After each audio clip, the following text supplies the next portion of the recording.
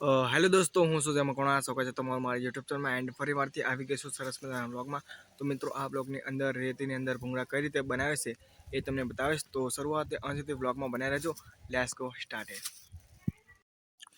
તો મિત્રો આ છે ભાઈ, અને આ અલગ અલગ ભૂંગળાની સાઈઝ છે, અલગ અલગ પ્રકારના ભૂંગળા છે, તમે જોઈ શકો છો।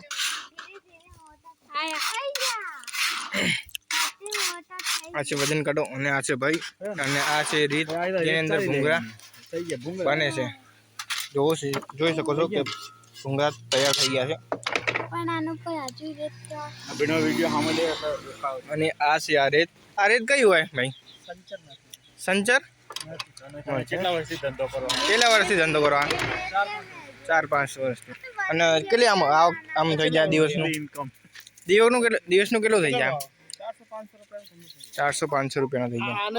તમે જોઈ શકો છો કે ધંધો નાનો છે, પણ દિવસનો 400-500 નો ધંધો થઈ જાય છે।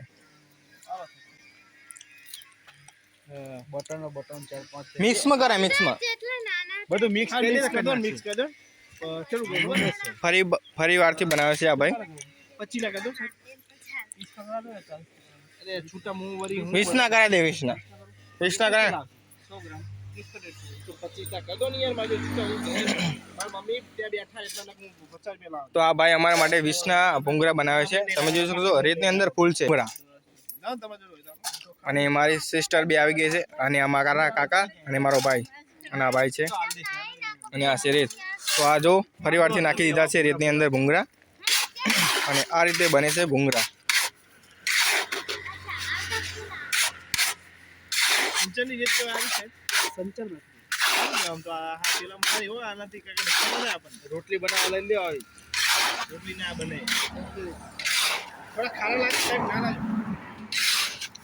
સંચરની રીત કહેવાય। તો આ અને સંચરની રીત કહેવાય છે, તેની અંદર ભૂંગળા નાખો તરત ફૂલી જાય છે। અને આ એકદમ મીઠા ભૂંગળા લાગે છે, આની અંદર તેલ જીરું પણ હોતું નથી। અને જોઈ શકો છો 20 ના કેટલા બધા ભૂંગળા બની ગયા છે।